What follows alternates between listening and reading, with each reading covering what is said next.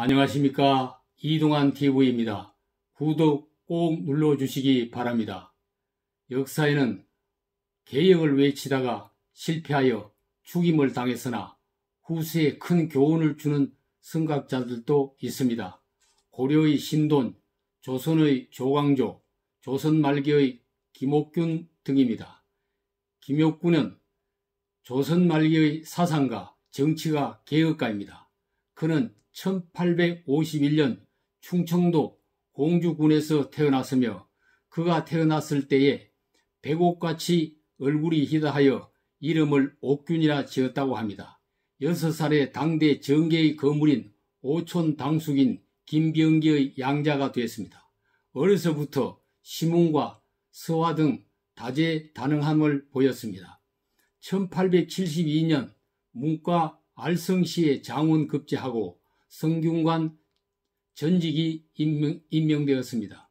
1876년 불평등 조약인 강화도 조약이 체결된 후 개화파 청년들과 나라의 자주독립, 실력 양성과 개혁 추진을 위해 신분을 초월한 비밀결사대를 만들었습니다.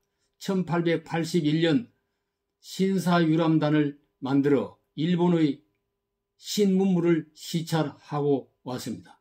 1882년 흥선대원군의 척화파에 의해 임오군란이 일어났습니다.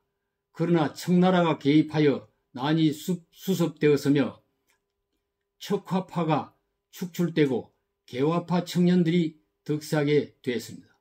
그 후 김옥균이 이조 참의, 호조 참판 등 요직에 임명되었고 기와 건사를 저술해 왕에게 보고하고 정치 전반에 대한 개혁을 주장했습니다. 신식 군대 창설을 위한 총 600여 명의 병조 산하의 조련국이라는 이름의 서울식 군사학교 신설을 시도했습니다. 그러나 개혁파의 성장을 경계하는 민식 외척들이 고종을 압박하여 취소되기도 했습니다. 1884년 김옥균이 나서서 추진하던 일본 차관 도입이 실패하자 개화파가 추진하던 모든 사업은 중단되고 말았습니다. 개화파가 주장하여 최초로 설립한 언론 출판사인 한성순보도 폐간 위기에 처했습니다. 김옥균은 모든 관직을 사퇴하고 북촌 집에 식가하였습니다. 수구파들은 김옥균을 죽이라는 상소를 올리고 자객을 보내 위협하기도 했습니다. 1884년 10월 김옥균은 수구파 척화파와 청나라의 압력으로 순리적 방법으로는 개혁이 불가능하다는 것을 판단하고 갑신정변을 결행하기로 결심했습니다. 개화파 동지들을 중심한 병력을 준비하고 청나라 군을 상대할 일본의 협조를 약속받아냈습니다. 고종에게 민시일파의 매국적 작태를 보고하고 새 정부의 필요성을 주장해 혁신을 위한 정권을 위임받았습니다. 정동에 신축한 우정국 낙성식을 계기로 민영익을 비롯한 민시 척신 세력과 수구파들을 척살했습니다. 고종의 사촌인 이재원을 영의정으로 세우는 등 신정부를 발족시켰습니다.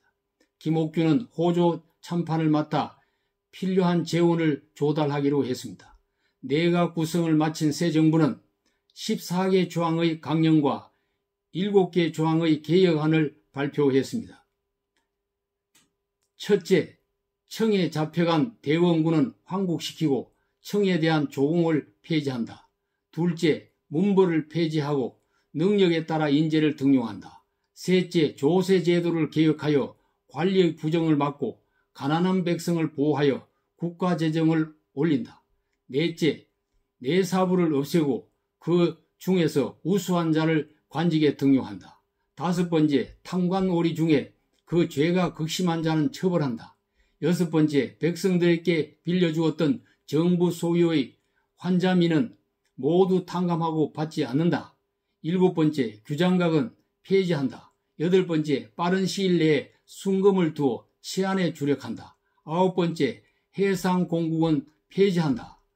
10번째, 유배되거나 구속되어 있는 자는 형을 감해준다. 11번째, 4개 영을 1개 영으로 통폐합하되 그 중에 장정을 뽑아 건의대를 설치한다. 12번째, 일반 재정은 호조에서 총괄하고 기타 모든 재정은 담당 관청에서 폐지한다. 13번째, 대신과 참차는 매일 한문 안에는 의정소에 모여 정령을 의결하고 반포한다. 14번째, 6조 이외의 모든 불필요한 기관은 없애되 대신과 참찬이 이를 결정하게 된다. 구체적인 사회개혁안 1.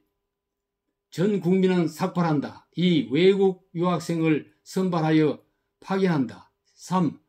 국내성을 별도로 설치하여 왕실 업무와 일반 공무를 구분한다.